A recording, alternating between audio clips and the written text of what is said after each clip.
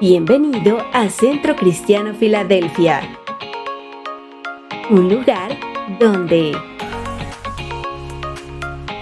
celebramos la presencia de Dios,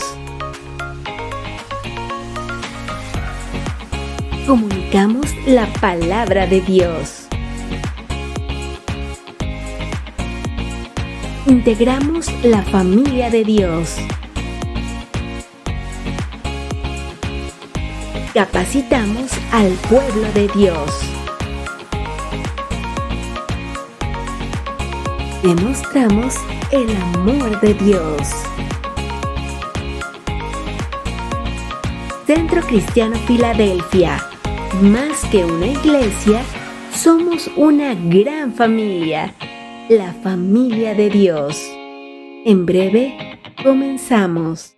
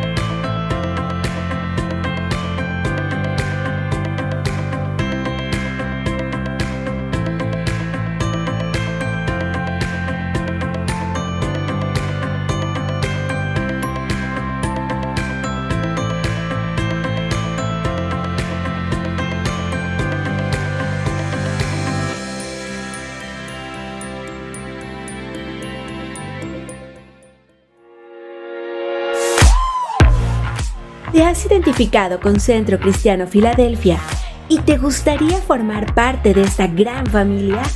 ¿O estás pensando en bautizarte? Entonces esto es para ti. Inscríbete a la clase 101 para nuevos miembros y súmate a la familia de Dios.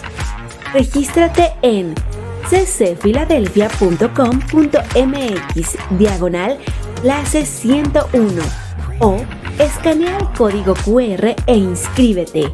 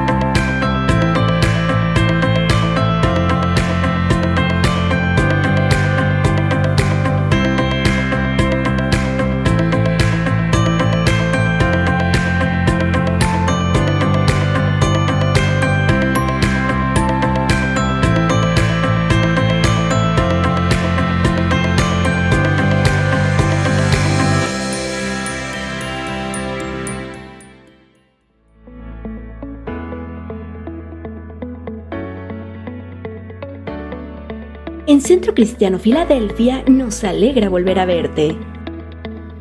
Recuerda siempre cumplir con estas medidas. Al ingresar, usa el tapete desinfectante. Tómate la temperatura.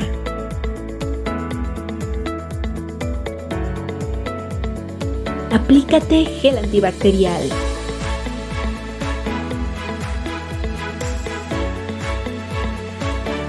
Todo el tiempo usa cubrebocas. Guarda sana distancia. Recuerda que si tienes algún síntoma o estuviste en contacto con algún contagiado, puedes seguir nuestra transmisión en línea a través de las diferentes plataformas.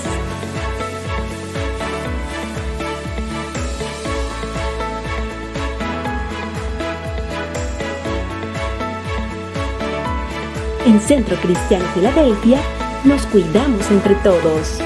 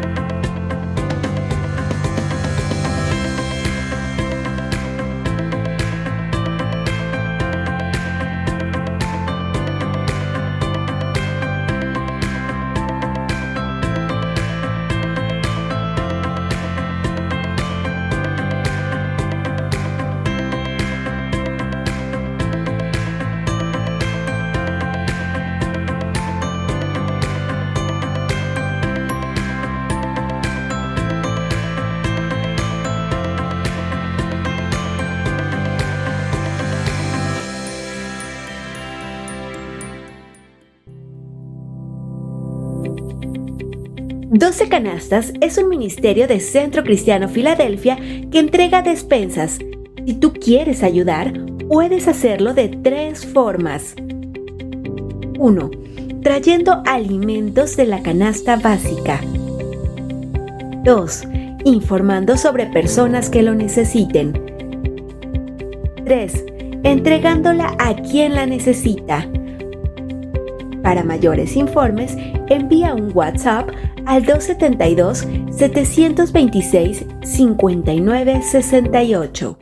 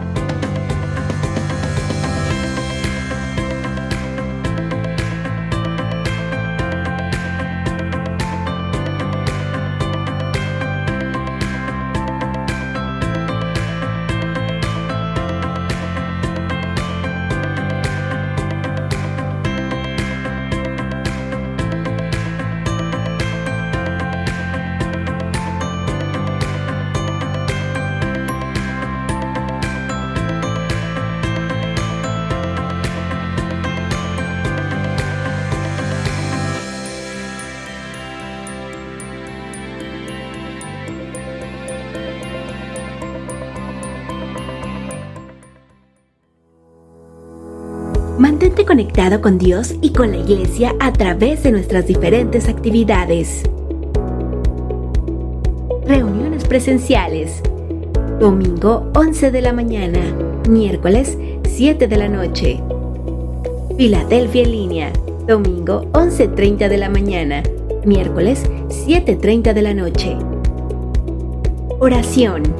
Viernes 9 de la mañana únicamente en línea. Noches Filadelfia, domingos 9 de la noche, únicamente en línea.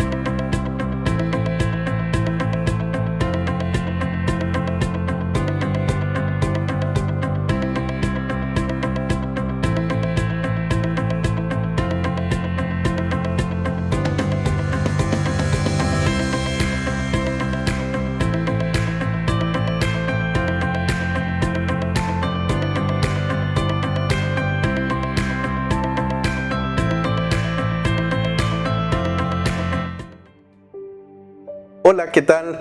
Bienvenidos a Noches Filadelfia. Nos alegra que estén conectados, nos alegra que estén en línea. Gracias por conectarse, gracias por apartar este tiempo para ver este video. De verdad, nos alegra mucho verles en línea, nos alegra saber que están viendo este video. Gracias a los que ya nos han estado mandando saludos, gracias a los que ya nos han estado regalando un me gusta, un me encanta en Facebook. Gracias, de verdad, muchas gracias por cada día. O por cada video de Noches Filadelfia, estar al pendiente de él. Y bueno, pues si tú todavía no nos has escrito, pues te animo a que nos dejes un comentario, a que nos dejes un saludo, para que podamos saludarte también, para que podamos saber que estás en línea. Te animamos también, regálanos un me gusta, ayúdanos compartiendo en tus redes sociales para poder llegar a más personas y poder así bendecir con la palabra de Dios a cada vez más personas. Así que pues gracias por conectarse, gracias por estar en línea. Recuerda que a lo largo del mes de julio en Noches Filadelfia estamos llevando la serie de la historia del templo, o sea, todo lo que concierne a cuándo se edificó, quién lo edificó. Obviamente sabemos que fue voluntad de Dios, que empezó con Moisés, con el tabernáculo, lo veíamos en el video anterior, que Dios le dice a Moisés que él quiere que le hagan un santuario, y de ahí se desencadena, que empieza a haber un lugar, por decirlo así, destinado específicamente para buscar a Dios, un punto de encuentro entre el cielo y la tierra. Y bueno, pues si te acuerdas, nos quedamos, vimos toda la historia del tabernáculo, desde que Moisés lo erigió en el desierto, y cómo el tabernáculo acompañó al pueblo de Israel en su travesía por el desierto, en la conquista de la tierra prometida, y en diferentes puntos, en diferentes ubicaciones ya dentro de la tierra prometida, que veíamos que pasaban algunas situaciones y el tabernáculo tenía que ser cambiado de ubicación. Entonces después de eso, históricamente, llega Salomón a construir el templo, pero en el ínter, vamos a decirlo así, entre el tabernáculo y el templo de Salomón está el tabernáculo de David. Que va a la par del tabernáculo de Moisés, ya de sus últimos años del tabernáculo de Moisés, y David tiene una participación importante, porque lo que David hace termina resonando después en el primer y segundo templo. Así que por eso hoy lo vamos a dedicar a estudiar y a conocer un poquito del tabernáculo de David. Como lo hemos dicho, son solamente generalidades. El estudiarlo es algo muy profundo, que este espacio no nos alcanza para poder dedicarle tal vez la atención requerida, pero definitivamente vamos a ver los puntos más importantes y por qué llegó a ser tan relevante lo que David hizo en el famoso tabernáculo de David. Así que pues después de esta introducción, después de este tiempo, pues vamos a comenzar y vamos a lo que nos atañe: la historia del templo, el tabernáculo de David. Y van a estar apareciendo por ahí en pantalla nuestras láminas, las puedes ir siguiendo. Y pues recordemos que aunque el tabernáculo se instaló en Gabaón, recuerdas que fue ya su última ubicación del tabernáculo de Moisés, David trasladó el arca del pacto a Jerusalén, y ahí fue donde nos quedamos, por decirlo así, en el episodio anterior. Y de aquí vamos a seguir. Y nos dice, mira, la cita bíblica, primera de Crónicas 21, 28 al 29, nos dice: en esos días el santuario y el altar de los sacrificios, presta atención, el santuario, o sea el tabernáculo, y el altar de los sacrificios que Moisés había hecho para Dios en el desierto, estaban ¿en dónde? En Gabaón. Cuando David se dio cuenta de que Dios había escuchado su oración, le presentó más ofrendas en el lugar que le había comprado Ornán el Jebuseo. Aquí nos dice que el tabernáculo y el altar de los sacrificios, esto es importante porque vamos a llegar más adelante a entender que hubo dos liturgias conviviendo simultáneamente.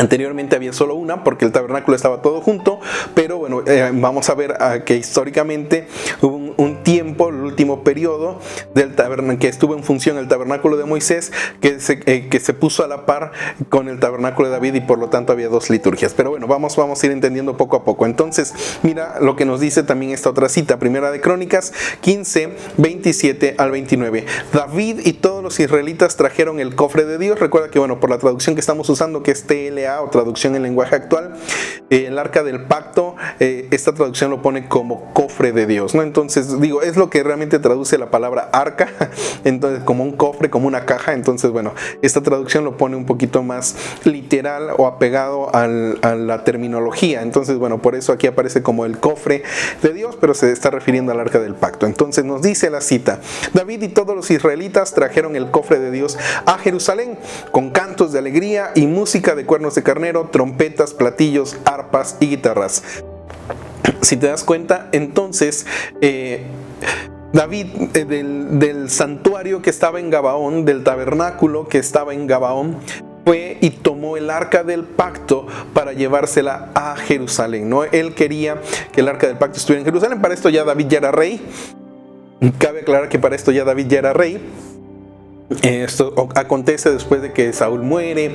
David toma el reino y entonces él se establece, bueno, porque para esto tuvo que conquistar una parte de la ciudad de Jerusalén que todavía no estaba conquistada y que le pertenecía a los jebuseos, y David la conquista, y entonces es ahí donde él asienta su palacio. De hecho es lo que se conoce como la ciudad de David. Estaba dentro de Jerusalén, o sea, pertenecía a la ciudad de Jerusalén, pero como que esa parte que David conquistó, bueno, se le daba como el título o el nombre de la ciudad de David.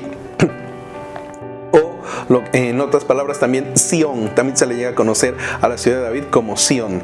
Entonces David, ya que se establece ahí, que conquista Sión, que conquista la ciudad de David, valga la redundancia, establece ahí, hace su palacio, y entonces es donde él quiere la presencia de Dios cerca de él, ¿no? Y por eso él toma esta decisión de traer o de llevar el arca de Gabaón a la ciudad de Jerusalén, específicamente al monte Sión, o lo que se conoce, decíamos, como la ciudad de David. Pero bueno, vamos a seguir avanzando para conocer un poquito más de esto. Aunque el arca, cabe aclarar que aunque el arca sí estuvo en Gabaón un tiempo, de ahí la fue a traer David. O sea, el arca estaba en Gabaón y estuvo un tiempo en Gabaón. La Biblia no especifica, ni históricamente se tiene el dato concreto de cuánto tiempo el tabernáculo, por decirlo así, estuvo completo en Gabaón hasta que David llegó. Entonces, bueno, solo es entender que un tiempo el arca sí estuvo ahí junto con el tabernáculo en Gabaón, y que David de ahí fue a tomar el arca para llevarla a Jerusalén. ¿Sale? Entonces David intentó 2 veces llevar el arca a Jerusalén. La primera fue un intento fallido que concluyó con la muerte de Usa, dejando el arca del pacto en la casa de Obed-Edom por 3 meses. Y ahí, bueno, ahí podemos leer toda la historia completa en 1 Crónicas 13. No lo vamos a hacer porque es un capítulo largo, pero bueno, te lo encargo y te lo dejo de tarea para que tú lo puedas leer con calma en casa. 1 Crónicas capítulo 13.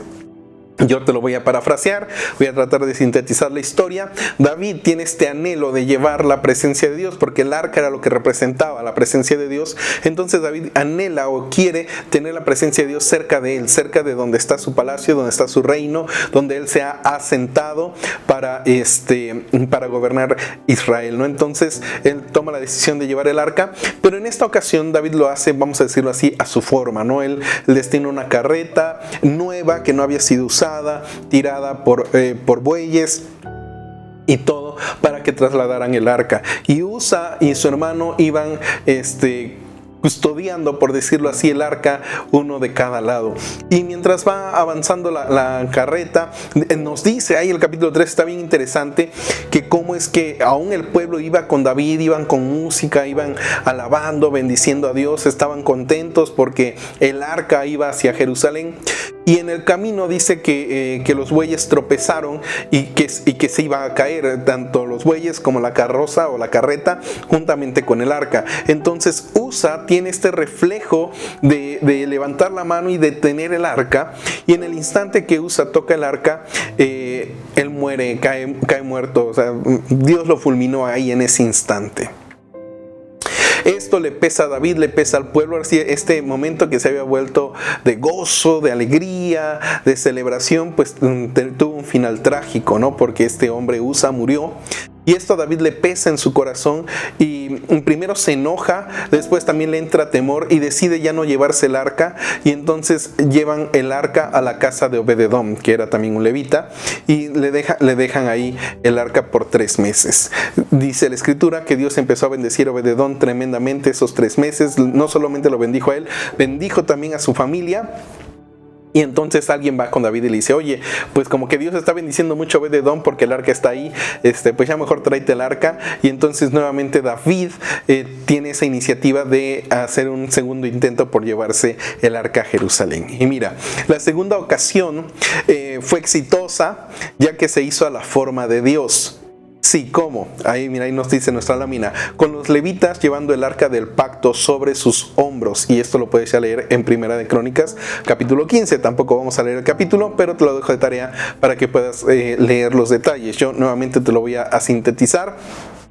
Y lo que sucedió fue que David se da cuenta. De hecho, ahí en el mismo capítulo 15 de Primera de Crónicas ahí puedes leer que David busca a los levitas, busca a los sacerdotes y les dice: ya lo intentamos una vez, pero no consultamos a Dios en cómo hacerlo, o sea, en cómo traer el arca. Dice, y por eso el Señor nos castigó y hasta una persona de nuestra gente murió. Dice, pero ahora queremos, bueno, no lo dice así textualmente, pero bueno, es lo que da a entender, pero ahora lo queremos hacer bien, ¿no? Entonces, por eso queremos pedirle a ustedes, los levitas, los encargados de cargar el arca, que ustedes sean los que lleven el arca y la trasladen de casa de Obed-edom a Jerusalén. Entonces dice que los sacerdotes se prepararon, se purificaron. Recuerda que había toda una serie de rituales. Todos esos rituales están en Levítico.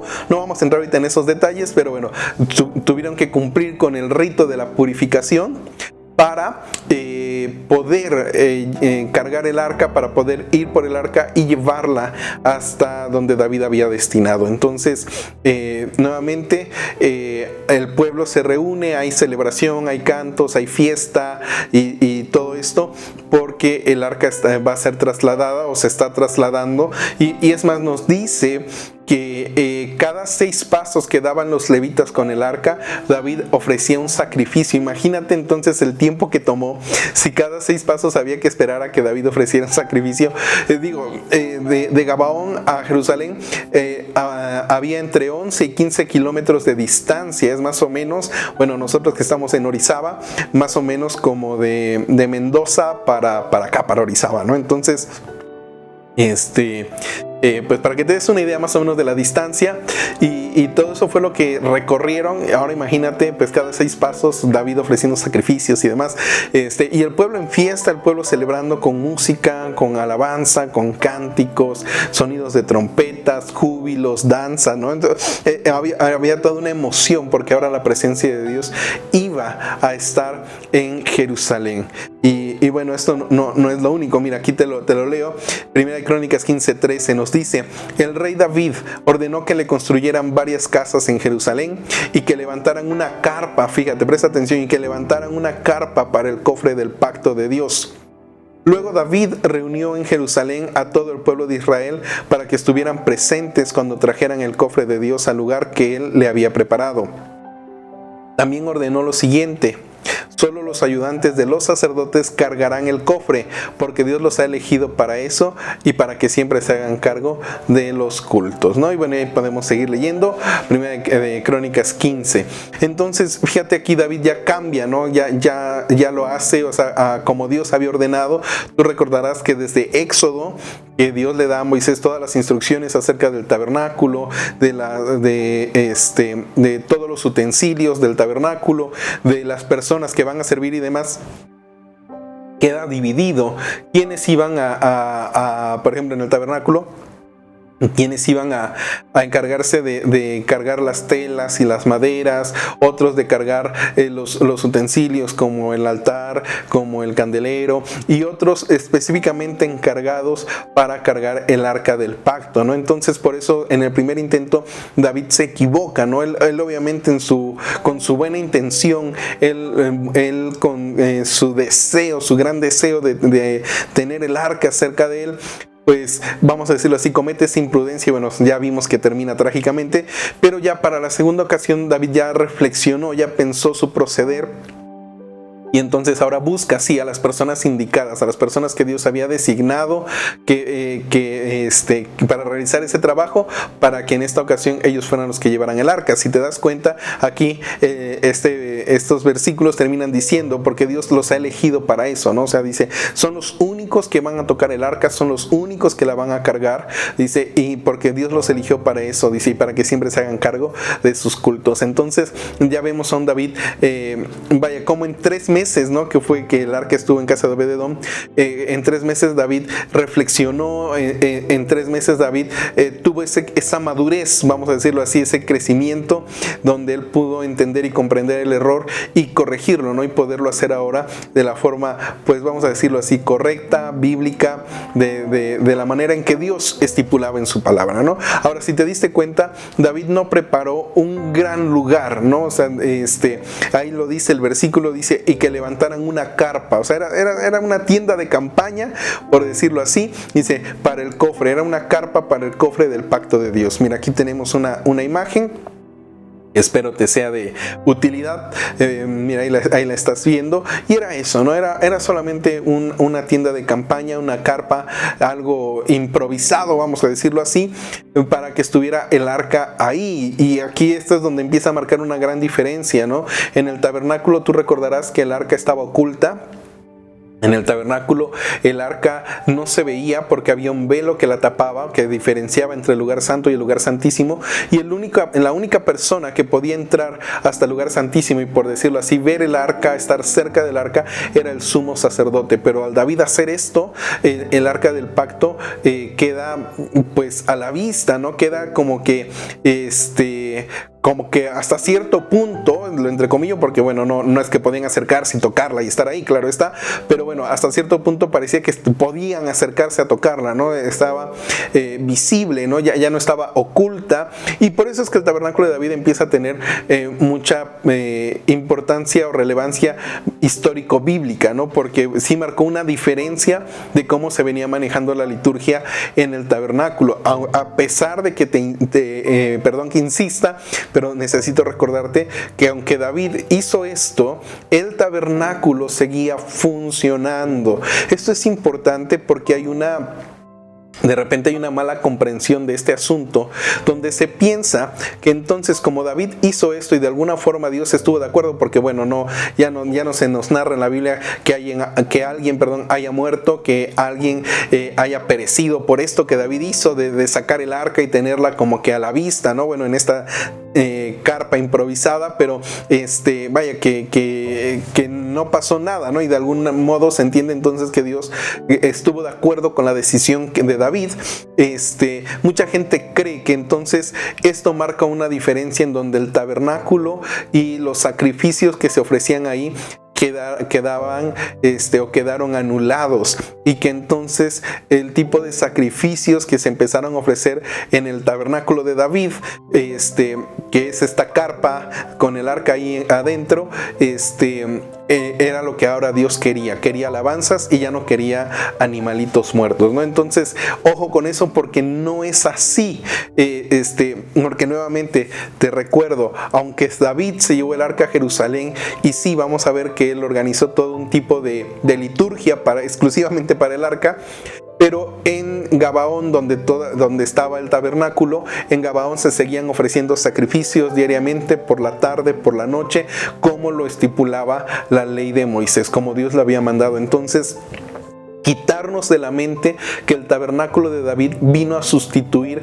el tabernáculo de Moisés. Eso es una mala comprensión de los hechos, una mala comprensión histórico-bíblica de lo que sucedió, porque aquí el punto es que las dos liturgias empezaron a compaginar, las dos liturgias empezaron a caminar juntas. En Gabaón se ofrecían sacrificios, en Gabaón se llevaba la liturgia normal, pero también en el tabernáculo de David se llevó a cabo la liturgia que David instituyó. Ahorita lo vamos a ver, vamos a platicar de eso un poquito. Recuerda que hoy estamos hablando dentro de la historia del templo, hoy nos estamos enfocando en el tabernáculo de David. ¿Por qué es importante? Porque marca después, o tiene un impacto, o sea, lo que David hizo tiene un impacto después para el primer y segundo templo. Así que, bueno, por eso lo estamos meditando y estudiando el día de hoy. Entonces, Si te das cuenta, bueno, la carpa que David hizo no tenía mayor ciencia, y bueno, David se encargó de hacer algunas cosas específicamente para el servicio de Dios aquí, en lo que se conoce como el tabernáculo de David. Mira, vamos a avanzar. Dice, a pesar de que el arca del pacto estaba en Jerusalén, fíjate, los sacrificios oficiales se hacían en el tabernáculo que estaba en Gabaón. Sí, tú vas a leer en la Biblia que en varias ocasiones David, ya teniendo el arca en Jerusalén, David va delante del arca y ofrece sacrificios, pero esos sacrificios, voy a decirlo así, no eran sacrificios que estaban, ¿cómo decirlo?, respaldados por la ley de Moisés. Digo, ahorita lo quiero aclarar, vaya, pero es que si tú lees el Levítico capítulo 1 al capítulo 7, donde están todos los sacrificios, te vas a dar cuenta que había ya sacrificios específicos, ¿no? Por ejemplo, los sacrificios diarios, que eran sacrificios que Dios había mandado, que se tenían que hacer todos los días y que se le tenían que ofrecer todos los días, de sábado a sábado, ¿no? Recuerdan que el día de reposo bíblico es el sábado, por eso digo así, de sábado a sábado. Entonces, y aparte había otros tipos de sacrificios para el perdón de pecados, sacrificios de gratitud o de agradecimiento por la vida, por un cumpleaños, por una sanidad, en fin, había otro tipo de sacrificios. Nuevamente te reitero, tú puedes leerlos todos y cada uno de estos en Levítico capítulo 1 al capítulo 7, ahí están detallados, ahí están desglosados cómo se tenían que llevar a cabo, etcétera, etcétera, ¿no? Entonces yo te animo, date una vueltecita por Levítico para poder entender un poquito este tema de los sacrificios. Entonces esos sacrificios de Levítico capítulo 1 al capítulo 7, vamos a decirlo así, eran los sacrificios oficiales que Dios había ordenado que se hicieran y que se tenían que hacer en el altar de los sacrificios. Por eso, aunque el arca del pacto había sido llevada a Jerusalén, los sacrificios oficiales, los sacrificios que decía Dios que se tenían que hacer, se hacían en Gabaón, porque ahí estaba el altar de los sacrificios y ahí estaba el tabernáculo completo, bueno, exceptuando el arca que David se había llevado a Jerusalén, pero todo lo demás estaba en Gabaón, y por eso los sacrificios como tal bíblicos, del ritual bíblico que Dios había ordenado que se hicieran, se hacían en Gabaón. De hecho, por decir algo, si hubiéramos vivido en la época de David, y que hubiéramos pecado, para ir a pedir perdón a Dios por nuestro pecado, era necesario que nosotros hubiéramos viajado a Gabaón y allá en Gabaón ofrecer nuestro sacrificio por la expiación del pecado o por el perdón del pecado. Entonces, si me explico, el tabernáculo de Moisés siguió funcionando, siguió teniendo importancia, y por eso yo decía, ojo con esa interpretación, pues que sí está sesgada, en el sentido de que dicen, es que el tabernáculo de David sustituyó al tabernáculo de Moisés. Para nada, empezaron a caminar y a compaginar juntos ambas liturgias. Ahora, David, decía yo, en algunas ocasiones ofrece sacrificios ahí en Jerusalén teniendo el arca, pero esos sacrificios eran solamente un sacrificio de gratitud a Dios, pero no tenían nada que ver con los sacrificios oficiales, con los sacrificios que la ley decía y ordenaba que se hicieran. Por eso David, de alguna manera, aparte David no era levita, ¿no? Porque si somos puntuales a lo que la Biblia dice, los que tenían que ofrecer los sacrificios tenían que ser de la tribu de Leví. Y David no era de la tribu de Leví, David era de la tribu de Judá, o sea, él era rey. Pero él como rey tenía la capacidad como rey, porque él representaba toda una nación, de ofrecer sacrificios a título personal o a título de toda la nación. Y como David lo que hacía era sacrificios de gratitud, bueno, los podía hacer aún desde Jerusalén, que ya con el, vamos a ponerlo así, con el pretexto de que tenía el arca ahí. Pero tú vas a ver que en otras ocasiones dice que David tuvo que viajar a Gabaón a consultar a Jehová, porque allá estaba todo lo relacionado con el tabernáculo. Entonces, nuevamente, el tabernáculo de Moisés no perdió importancia, al contrario, el tabernáculo de Moisés continuó funcionando en todo lo demás. Todos los sacrificios rituales que la Biblia marca se tenían que ir a hacer a Gabaón. De hecho, Por eso también David se trae el arca a Jerusalén, porque vas a encontrar en la Biblia que dice que David le pesaba a veces ir hasta Gabaón y no quería ir hasta allá. Entonces por eso él decide traerse el arca para Jerusalén. Pero bueno, el punto es ese, ¿no? Que ambos tabernáculos, el de Moisés y el de David, funcionaron juntos, ¿no? Y que a final de cuentas todos los sacrificios bíblicos o todos los sacrificios oficiales de los que mandaba la Biblia que se tenían que hacer, todo eso se hacía en Gabaón, ¿no? Entonces, si tú querías buscar a Dios, si tú querías pedir perdón por tus pecados, bueno, había que ir a Gabaón a ofrecer sacrificios, ¿sale? Bien, bueno, avanzamos. Mira, ahí nos lo dice la cita bíblica para que me creas. Primera de Crónicas 16, 39 al 40. Sadoc y sus compañeros sacerdotes fueron los encargados del culto en el santuario que estaba en Gabaón. Allí ofrecían continuamente sacrificios en honor de Dios. Lo hacían por la mañana y por la noche, tal y como lo ordena la ley de Dios que le dio a su pueblo Israel. Si te das cuenta, o sea, para cumplir la ley había que ir a Gabaón, porque en Gabaón se hacía toda la liturgia y todo el ritual que se tenía que hacer, marcado, indicado por la ley de Dios, ¿no? Entonces, nuevamente aquí se descarta que el tabernáculo de Moisés perdió importancia, que Dios ya no quería los sacrificios de animalitos y que por eso se hizo el tabernáculo de David. Para nada, ¿no? O sea, aquí ya queda claro que siguió funcionando el tabernáculo de Moisés hasta el último momento, que bueno, fue cuando ya se construyó el templo, ¿no? Pero bueno, mientras el templo no se construía, mientras duró todavía el reinado de David, el tabernáculo de Moisés funcionó en su totalidad y bueno, se le sumó el tabernáculo que David había construido, ¿sale? Bueno, avanzamos. Mira, David instituyó que se realizara un culto especial delante del arca, y aquí es donde empieza a tomar importancia, voy a decirlo así, la liturgia que David instituyó. Se entiende que fue inspirado por Dios, vaya, él no fue así como que se le ocurrió simplemente, sino que David realmente fue inspirado por Dios para instituir esta liturgia delante del arca, porque tú recuerda que en el tabernáculo de Moisés, bueno, nadie se podía acercar al arca, nadie podía ministrar delante del arca más que el sumo sacerdote. Pero en este caso, David hace toda una revolución, vamos a decirlo así, en cuanto al servicio a Dios. Hasta este momento, nunca en la liturgia, tú lo puedes buscar en todo, todo lo anterior, o sea, hasta antes de segunda de Samuel, tú puedes leer la Biblia y nunca se menciona que en el tabernáculo se cantara, hubiera música, no oímos o no leemos que la liturgia estuviera acompañada como que de cantos, de música, de celebración. Es hasta que David hace su famoso tabernáculo de David, que él, en la liturgia que él planea o que él instituye para que se realice en el tabernáculo de David frente al arca, que él introduce todo esto. Mira, vamos a ir viéndolo detenidamente. Mira, primera de Crónicas 16:4 nos dice: además David nombró a algunos de los ayudantes de los sacerdotes para que se encargaran del culto frente al cofre de Dios. Fíjate qué había que hacer, o sea, lo que David instituyó frente al para el tabernáculo de David, o sea, para la liturgia frente al arca del pacto, fue que estuvieran orando, dando gracias y alabando a Dios, ¿no? Entonces, fíjate, estas cosas fueron las que David instituyó. Esto fue la liturgia que, vuelvo al punto, David, siendo inspirado por Dios, instituyó para que se hiciera delante del arca del pacto, que ahora estaba en Jerusalén, ¿no? En la carpa que él había mandado a levantar para esta función.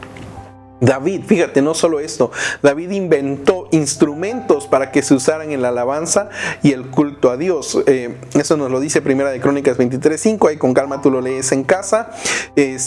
Pero fíjate, David hasta fue inspirado. David no solamente compuso salmos o canciones, David no solamente sabía tocar el arpa, David no solamente sabía cantar, David no solamente era el rey, David no solamente llevó el arca del pacto a Jerusalén, sino que todavía se dio el tiempo de inventar.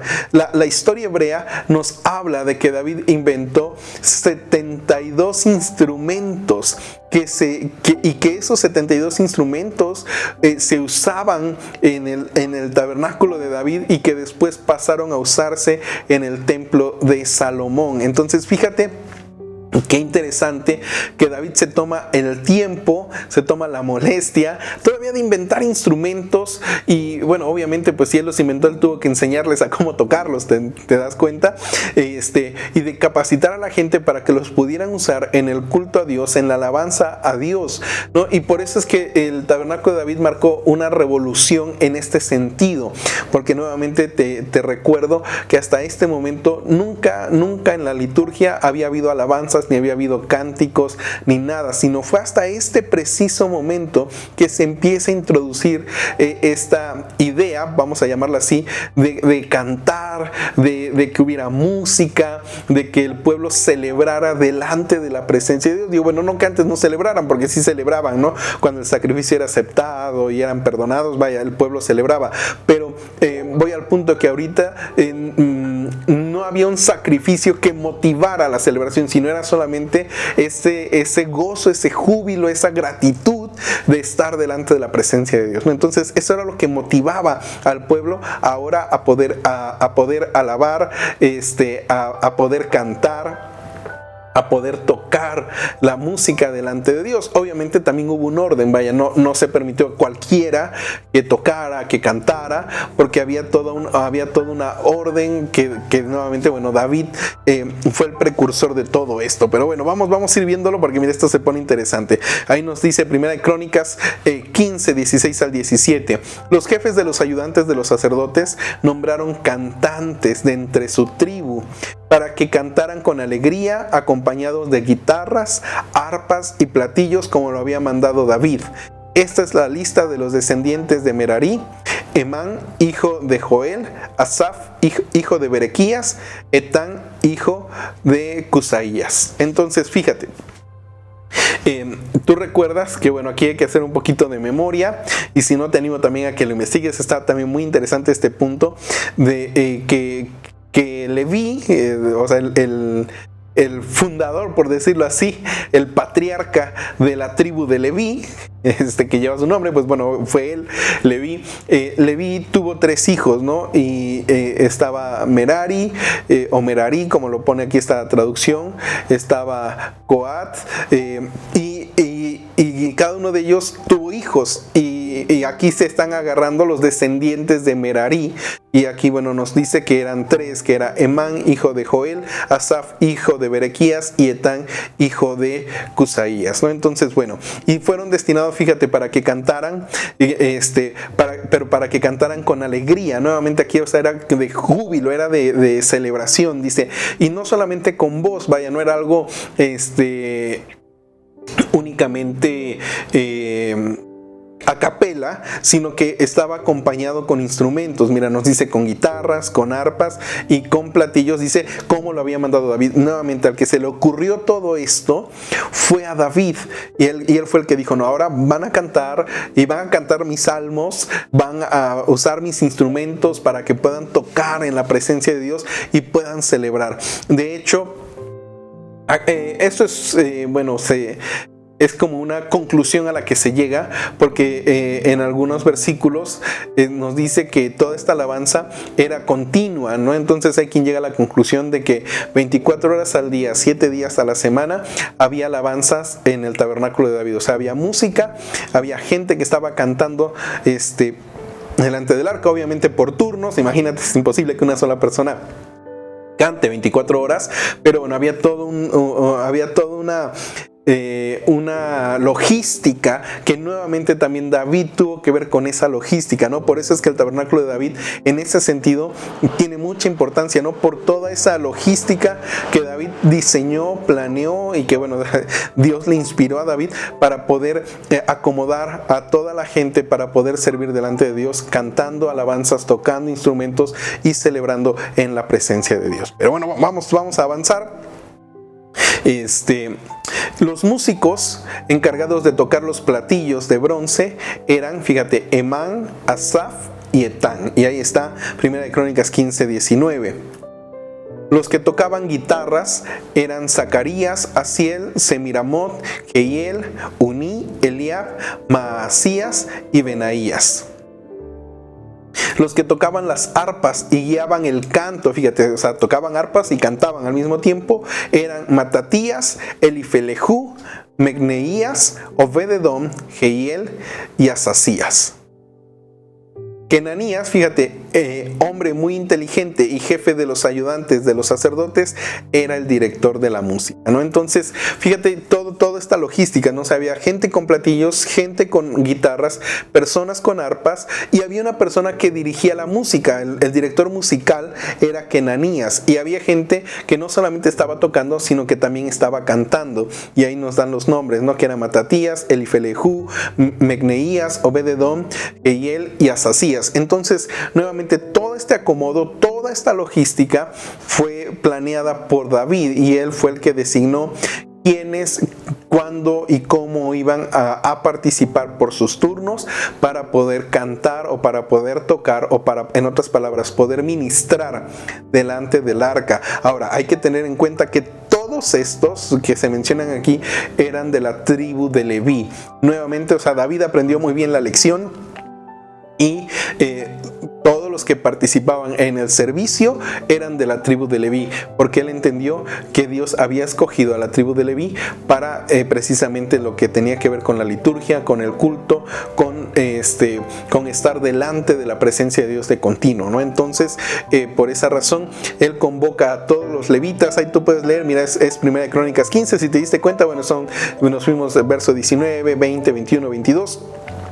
Tú puedes leer con calma todo el capítulo 15, capítulo 16 también ni se diga, porque es la continuación, y ahí se habla también de otras personas que también sirvieron. Y de hecho, no solo de esto, aquí hay algunas citas o algunos versículos que nos estamos brincando, pero si tú lo lees, David también designó gente que estuviera custodiando las puertas, o sea, porteros, designó gente que se encargara de limpiar el patio alrededor del arca, en fin, ¿no? O sea, David, insisto, tuvo toda una idea, toda una logística, toda una planeación para lo que se hacía delante del arca del pacto. Entonces, se empieza a hablar, y por eso la Biblia incluye a veces, ¿no?, los sacrificios de alabanza, y que, insisto, hay mucha gente que se confunde con esto. Es que por eso Dios desechó el tabernáculo de Moisés, porque ahora el tabernáculo de David y los sacrificios de alabanza, y ya los sacrificios de los animalitos, Dios ya no los quería.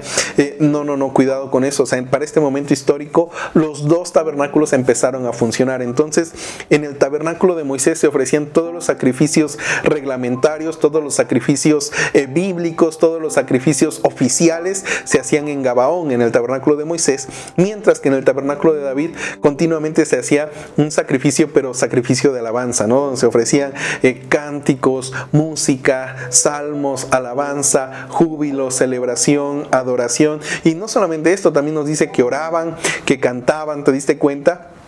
Leíamos hace rato, ¿no?, que también era para que oraran, para que dieran gracias, y por eso después, bueno, lo vamos a ver, no me quiero adelantar mucho, pero bueno, te lo comento.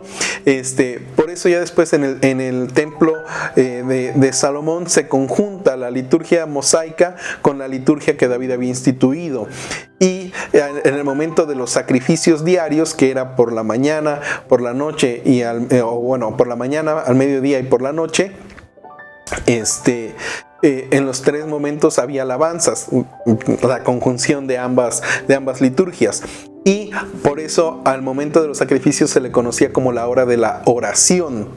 ¿Por qué? Porque, bueno, David, dentro de la liturgia que él había instituido, no solamente era la música, sino era también orar, ¿no? Entonces, bueno, por eso ya en el Nuevo Testamento vemos que hay personas, en este caso Pedro y Juan, que iban al templo, dice, a la hora de la oración. Y aunque nosotros leemos hora de la oración y tal vez nos imaginamos, como la gran mayoría de iglesias tenemos nuestro tiempo de oración y es literalmente eso, orar solamente, bueno, en el templo no era solamente orar, era cantar, era orar, era ofrecer el sacrificio, ¿no? Entonces implicaba más cosas, ¿no? Pero todo esto es el resultado de lo que David instituyó, de lo que Dios le inspiró a David a hacer con el arca del pacto. Y entonces todo esto, y por eso digo, trasciende, ¿no? O sea, no solamente en el momento fue una revolución lo que David hizo, sino que todo eso trascendió y marcó el resto de la historia del pueblo de Israel y de la historia del templo, claro está. Y bueno, como estamos viendo la historia del templo, pues es importante que entendamos todo esto que pasó. Pero bueno, vamos a continuar. Mira, aquí nuestra lámina nos sigue diciendo, los sacerdotes encargados de tocar las trompetas, fíjate, también había trompetas delante del cofre de Dios, eran Sebanías, Josafat, Natanael, Amasai, Zacarías, Benaías y Eliezer. Entonces, fíjate, había personas también encargadas de tocar las trompetas. Entonces ya te imaginarás, era todo algo muy sonoro, muy estruendoso. Digo, y si era 24 horas al día, bueno, pobre de los vecinos, imagínate a las 2, 3 de la mañana estar oyendo los trompetazos, los platillos o los címbalos, ¿no? En este caso, las guitarras, las arpas, los cantos. Vaya, yo creo que era algo que era imposible no escuchar, ¿no? Pero bueno, digo, todo esto nuevamente, bueno, David lo instituye. Y por eso podemos nosotros ahora entender el Salmo 150. Mira, presta atención a lo que dice, ahí está en tu pantalla. Salmo 150, igual es traducción lenguaje actual. Alabemos a nuestro Dios. Alabemos a Dios en su santuario. Alabemos su poder en el cielo. Alabemos sus grandes acciones. Alabemos su incomparable grandeza. Alabémosle con sonido de trompeta. Alabémoslo con arpas y liras, alabémoslo con panderos y danzas, alabémoslo con cuerdas y flautas, alabémoslo con sonoros platillos, alabémoslo con platillos vibrantes, que alaben a Dios todos los seres vivos, alabemos a nuestro Dios. En este Salmo 150, el último salmo del libro de los Salmos, si te das cuenta, lo que David hizo fue describir un culto en el tabernáculo de David, ¿no? O sea, está inspirado en esta función, ¿no? O sea, en todo lo que acontecía en el tabernáculo que él hizo para el arca del pacto, ¿no? Y que esto era lo que se vivía diariamente en el tabernáculo de David, ¿no? Celebración, alabanzas, con cuerdas, con flautas, con címbalos, con trompetas, vaya, todo lo que aquí menciona, arpas, liras, todo eso estaba en función en el tabernáculo de David, ¿no? Y entonces por eso el Salmo 150, digo, entendiendo todo esto del tabernáculo de David, cobra una mayor profundidad, ¿no? Porque entonces podemos entender la alegría y el júbilo que esto le provocaba a David, y por eso anima y motiva, ¿no? A que alabemos a Dios, y al final concluye diciendo que alaben a Dios todos los seres vivos, alabemos a nuestro Dios, ¿no? Entonces, vaya, aquí podemos ver, aquí queda descrito ese corazón de adorador, ese corazón de músico, ese corazón de cantante, ese corazón que amaba a Dios y que había aprendido a buscar a Dios a través de la música, a través de la alabanza. Por eso la gran mayoría de los salmos, del libro de los salmos, fueron escritos por David. Digo, hay otras personas que también sus salmos están en el libro de los salmos, pero muchos de estos salmos fueron escritos por David antes de ser rey. Siendo rey, también escribe otros salmos. De hecho, él, digo, tú puedes leer, es que es mucha historia, pero tú puedes leer ahí en Crónicas, que David manda, o sea, a que el día que llevaron el arca, o sea, el primer día que el arca estuvo en Jerusalén, a que los músicos, los levitas, entonaran un salmo especial. O sea, él compuso un salmo especial para ese momento. Entonces, nuevamente, para que podamos entender y dimensionar el corazón de adorador de David, ¿no? Entonces, fíjate hasta dónde llegue, cómo él se gozaba en la presencia de Dios, y se gozaba y animaba, ¿no? A que todo el mundo se gozara, y por eso él instituye este tipo de liturgia en el tabernáculo de David. A David se le atribuye la introducción de la música y de los instrumentos en el servicio a Dios. Aunque en un inicio fue solo en el tabernáculo que él hizo en Jerusalén para el arca, esto sentó las bases para la liturgia del templo. Mira, y ahí lo puedes ver en 1 Samuel 23. ¿Por qué? Porque bueno, ya en 1 Samuel 23 ya se nos empieza a narrar los últimos días de David, los últimos días de vida de David, y ahí él ya designa que su sucesor sea Salomón, y David le deja a Salomón los planos para el templo, o sea, el diseño, aunque el templo lo hizo Salomón o lo construyó Salomón, pero el diseño de los planos David se los dio a Salomón. No solamente le dio el diseño del templo, le dio en los materiales, le dio los recursos, le dijo quiénes lo iban a ayudar, porque David ya había hecho acuerdos con reyes de otros lugares, de otras naciones, para que aportaran madera, para que aportaran gente para el trabajo, en fin. Entonces David le da toda esta información a Salomón, y también le dice David a Salomón quiénes iban a participar en la liturgia del templo y cómo. Y por eso es que yo digo, el tabernáculo de David marca la historia del templo, porque hasta antes del tabernáculo de David no había habido música dentro del tabernáculo.